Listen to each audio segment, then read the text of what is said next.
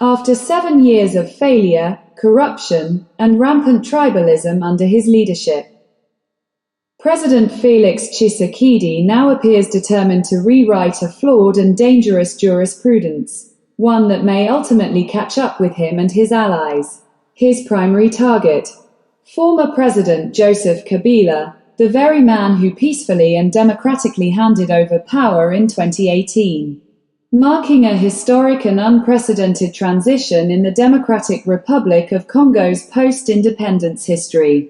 Tshisekedi's presidency, once met with cautious optimism, has become synonymous with growing authoritarianism, institutional decay, and the systematic erosion of democratic principles. Rather than building on the foundation of peaceful transfer and democratic momentum, his regime has been marked by political manipulation, repression of dissent, and a disturbing regression in transparency and governance. Under his watch, corruption has not just endured, it has deepened.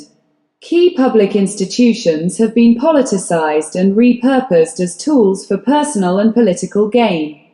The justice system, once envisioned as a pillar of democracy, has been weaponized against opposition voices, critics, and former allies alike. This erosion of judicial independence has raised alarm both within the country and among international observers.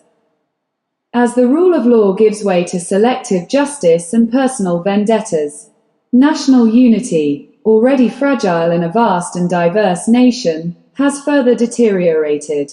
Ethnic favoritism and tribalist politics have taken root, with appointments to senior positions often seen as biased or exclusionary. Instead of uniting the country, Tshisekedi's leadership has exacerbated divisions, alienating key regions and communities, and undermining the spirit of inclusive governance.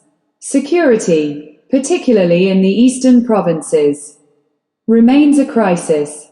Despite high-profile military operations and sweeping pronouncements, armed groups continue to terrorize civilians, displace communities, and destabilize entire regions.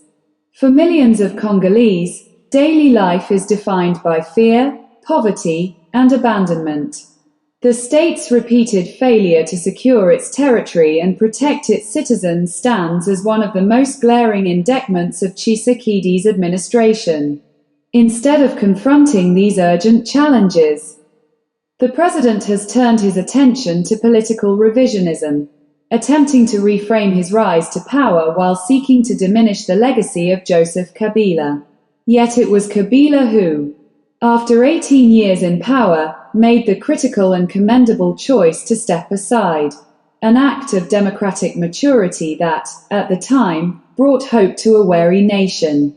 By contrast, Tshisekedi's record reflects a presidency focused more on entrenching personal authority than on realizing the promises of 2018.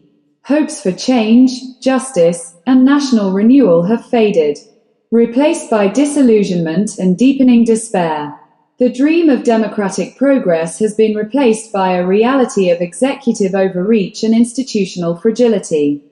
The Congolese people deserve far better: a government that defends democracy, respects the rule of law, fosters unity, and prioritizes lasting peace and meaningful development. The verdict of history will be harsh on those who choose power over principle and division over dignity. Radio AFRIC-AYE UK. Report.